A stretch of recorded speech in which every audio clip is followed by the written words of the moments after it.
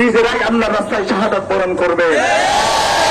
সম্মানিত হাজিরিন, আজকে মুসলমানরা যদিও সিংহের জাতি, কিন্তু মুসলমানরা যুগ উপযোগী সিদ্ধান্ত গ্রহণ না করার কারণে মুসলমান আজকে পদে পদে নির্যাতিত হচ্ছে, লাঞ্ছিত হচ্ছে, অপমানিত হচ্ছে, অপদস্থ হচ্ছে। ইসলাম প্রিয় তাওহীদি জনতা, আপনাদের কাছে আমার আহ্বান থাকবে, আমরা যেভাবে পারি গাজার পাশে আমরা দাঁড়াবো, গাজার পক্ষে আমরা কথা বলবো। আমাদের যাকাত ফান্ড থেকে যদি আমরা পারি, আমরা গাজাবাসীদের জন্য আমরা অর্থ পাঠাবো, টাকা পাঠাবো। যদি আমাদের আরো সামর্থ্য থাকে, আমরা প্রয়োজনে অস্ত্র কিনে হামাসকে আমরা সেই অস্ত্রের চালান দিলাম।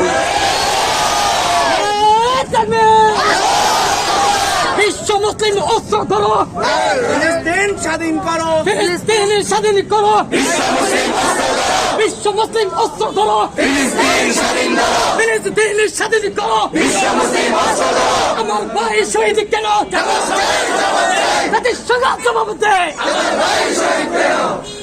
ইসলাম প্রিয় তাওহীদি জনতা, নবী করিম সাল্লাল্লাহু আলাইহি ওয়াসাল্লাম হাদিস শরীফের মধ্যে স্পষ্ট ভাষায় ব্যক্ত করেছেন, মান মাতা, যে ব্যক্তি মৃত্যুবরণ করলো, ওয়ালাম ইয়াগজু, সে কোনো জিহাদ করে নাই, যুদ্ধ করে নাই, ওয়ালাম ইয়াতাহাদ্দাস বিহি নাফসু, এবং যুদ্ধ করার কল্পনাও তার দিলের মধ্যে আসে নাই, মাতা আলা শুবাতিন মিন নিফাক।